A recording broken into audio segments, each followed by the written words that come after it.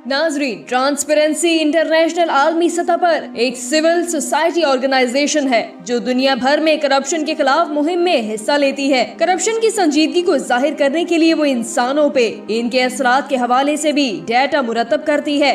ताहम मुख्तलिफ हुकूमती और प्राइवेट डेटा की बुनियाद पे वो सालाना रिपोर्ट भी जारी करती है जिसमें मुख्तलिफ ममालिक में साल भर होने वाली करप्शन और आलमी तासुर की बुनियाद पर नंबरिंग करती है और करप्शन इंडेक्स जारी करती है। तंजीम को पाकिस्तान से काफी सालों से ये शिकायत रही हैं कि यहाँ का निजाम करप्शन के खिलाफ कार्रवाई में नाकाम नजर आती है। दूसरी जानिब तंजीम पाकिस्तान में एंटी करप्ट इदारे नैब की कारकर्दगी की किसी हद तक तारीफ करती आई है।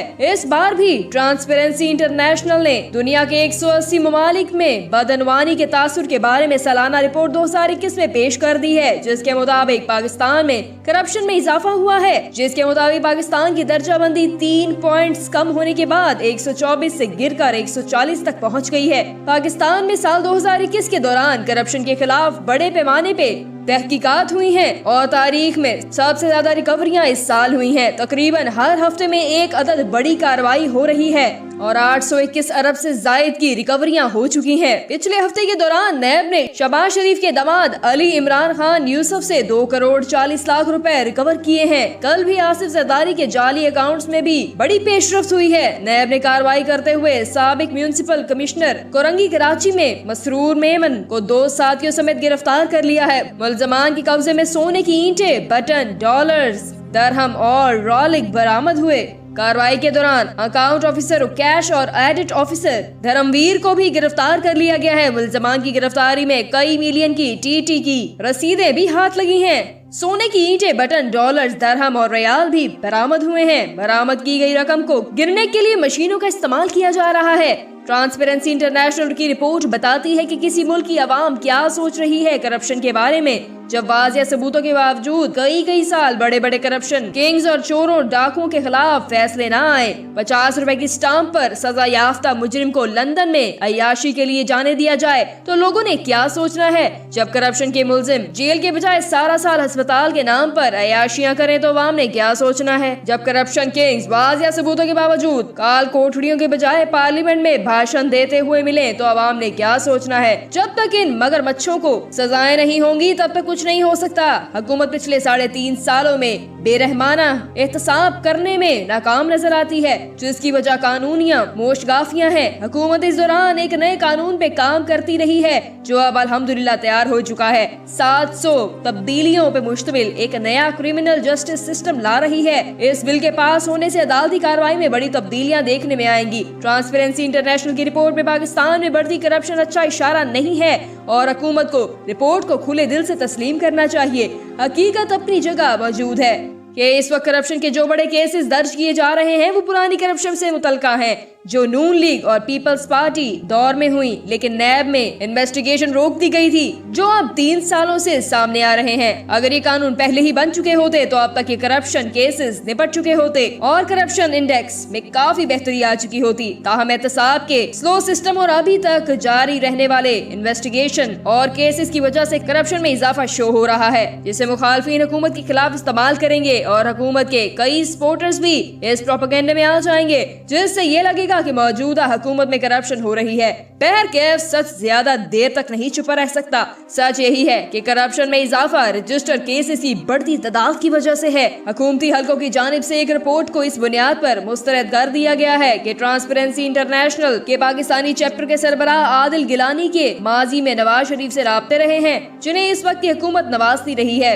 इसके अलावा माजी में खुद आदिल गिलानी साहब पे कई केसेस दर्ज किए गए हैं, जिनकी स्क्रीन शॉट्स लगाकर पाकिस्तानी वजीर आजम इमरान खान के मामले खसूसी बराए सियासी अमूर शहबाज गिल ने ट्विटर पर तबसरा करते हुए ट्रांसपेरेंसी इंटरनेशनल के साख पर तनकीद की और कहा कि इस रिपोर्ट को आप शरीफ खानदान की लिखी रिपोर्ट समझें। दीगर हुकूमती वज़रा की जानिब से भी रिपोर्ट पर अदम एतमाद का इजहार किया गया है और ये तासुर दिया गया है कि ये रिपोर्ट खुद साख्ता है। ताहम रिपोर्ट के मुंदरजात का मुतालिया किया जाए तो इसमें पिछले साल के दौरान दर्ज होने वाले किसी चीज की वजह से स्कोर बढ़ता हुआ नजर आ रहा है। बहुत से लोग नैब के हत्थे चढ़ने के बाद किसी हद तक पैसे वापस करने पर राजी हुए हैं। ऐसे में इस रिपोर्ट को मुस्तरद करना भी कोई नेक शगुन नहीं है। हुकूमत को खुले दिल से इन नाकामियों का एतराफ करना चाहिए और कौम को बताना चाहिए कि सिस्टम किसी कदर चुस्ती हाल हो सकता है। नए क्रिमिनल जस्टिस सिस्टम का बिल जल्द पास करके इसको लागू करना चाहिए ताकि सख्त एहतसाब की राह हमवार हो। सर्वे में अवाम की जानिब से एहतसाबी अमल पे अदम एतमाद का इजहार भी स्कोर गिरने की एक अहम वजह है। अगर एहतसाब का मिसाली निजाम कायम हो जाए तो अवामी एतमाद खुद ब खुद मिल जाएगा। यहाँ ये जानना भी अहम है कि किसी जमाने में पाकिस्तान में करप्शन कल्चर का रिवाज था और करप्शन को बिल्कुल बुरा नहीं समझा जाता था। लोग खाता है तो लगाता भी है कि गर्दाने दोहराते रहते थे। वजीर आजम और हुकूमती वजीर कहा करते थे कि मुल्क में इतनी करप्शन है कि अगर हम करप्शन के खिलाफ तहकीकात करने लग जाएं तो सदियां लग जाएंगी। बड़े अदारों पर करप्ट लोग मुसल्लत कर दिए गए जिसकी वजह से तमाम इदारे भी तबाह हो चुके हैं और करप्शन रिवाज पाने लगी। अवाम को ना तो करप्शन की संजीदगी का इल्म था और ना ही ये इसे कोई अवामी इशू समझते थे। परवेज मुशर्रफ ने अपने दौर में नैब कायम करके इस लत को खत्म करने की कोशिश की लेकिन इन्हें कोई कामयाबी हासिल न हो सकी क्योंकि मुल्क करप्शन की गहरी दलदल में धंस चुका था। इमरान खान साहब का सबसे बड़ा कारनामा और इस मुआशरे पर एहसान अजीम है कि इन्होंने अपनी 22 साला जद्दोजहद में करप्शन को मजकरी नुक्ता बनाते हुए कौम की जहन साजी की और करप्शन को एक बुराई के तौर पर मुतारिफ करवाया। इनसे पहले नैब ने अपनी सारी तारीख में इतनी रिकवरियां नहीं की होंगी जितनी अब हर साल कर रही है। इमरान खान साहब जब हुकूमत में आए थे तो इनको एक ऐसा निजाम मिला जिसमें करप्ट अशराफिया के खिलाफ कोई मजबूत कदम नहीं उठाया जा सकता था। इन्होंने जब भी एक्शन लिया यही करप्ट अशराफिया रिलीफ हासिल करके बचता गया। इमरान खान ने कौम के सामने सिस्टम को एक्सपोज कर दिया है। इस दौरान इंतहाई मेहनत और जान फशानी से इन्होंने नया क्रिमिनल जस्टिस सिस्टम भी तैयार करवा दिया है। इमरान खान 22 साल से करप्शन के खिलाफ जद्दोजहद कर रहा है। इसने कई मरतबा एक ही बात की है कि मैं इन चोरों को नहीं छोड़ूंगा। इमरान खान ने पिछले 22 सालों में बिलाशुबा हजारों इंटरव्यूज और पब्लिक टॉक की है और हर दफा एक ही बात की है कि इन करप्ट लोगों की वजह से पाकिस्तान तबाह हो चुका है।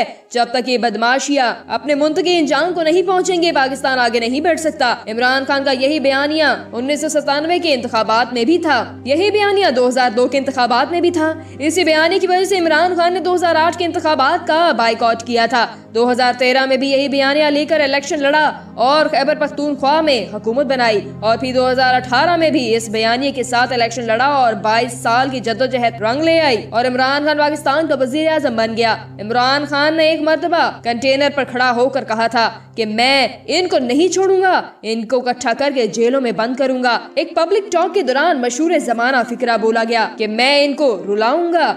लेकिन अब ये देखिए कि इमरान खान ने 2 साल तक पनामा का केस लड़ा और आखिरकार करप्शन के बेताज बादशाह नवाज शरीफ और इसकी चोर और करप्ट बेटी को जेल की सलाखों के पीछे डलवा दिया। ये तो बिलाशुबा इमरान खान का क्रेडिट है। इमरान खान ने इन करप्ट लोगों को जेल में डालने की और रुलाने की बात की थी जिसको अल्लाह ताला ने अपनी बारगाह आलिया में कबूलियत की।